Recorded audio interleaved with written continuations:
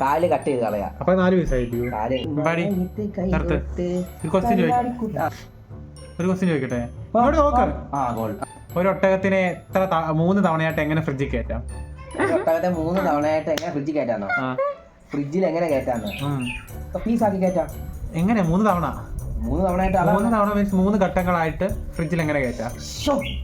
അല്ല, PSC question ആണ്, നീ ചോദിക്കും, ഞാനിപ്പോ ആൻസർ പറയാം. ഒരു ഒട്ടകത്തിനെ 3 ഘട്ടങ്ങളായിട്ട് എങ്ങനെ ഫ്രിഡ്ജിൽ കയറ്റാം?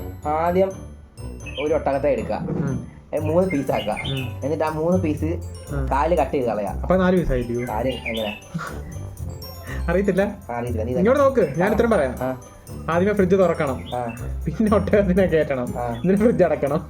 അതിനകത്ത് 3 പീസാകുന്നത് 3 ഘട്ടം, 3 ഘട്ടങ്ങളായിട്ട്. നീ പറഞ്ഞ ഒട്ടകത്തെ ഞാൻ 3 പീസ് എന്ന് പറഞ്ഞില്ല. അടുത്ത ക്വസ്റ്റ്യൻ, 4 ഘട്ടങ്ങളായിട്ട് ഒരു ആന എങ്ങനെ ഫ്രിഡ്ജിൽ കയറ്റാം? അപ്പൊ ഈ പറഞ്ഞ ആൻസർ തന്നെ, നേരെ മടക്കി എടുത്തു. അതെങ്ങനെയാ പറ? ആദ്യം ഫ്രിഡ്ജ് തുറക്കുക, പിന്നെ ആനയെ കയറ്റുക, പിന്നെ വീണ്ടും തുറക്കുക. പറയട്ടെ, വീണ്ടും തുറക്കുക, എന്നിട്ട് വീണ്ടും അടയ്ക്കുക. 4 ഘട്ടമായി. ഇല്ല, ഞാൻ പറയട്ടെ. ആദ്യമേ ഫ്രിഡ്ജ് തുറക്കുക, എന്നിട്ട് ഒട്ടകത്തെ വെളിയിലോട്ട് ഇറക്കുക, ചോദ്യങ്ങൾ എവിടെ കൊണ്ടുവരുന്നേ? മ്ലേച്ഛം.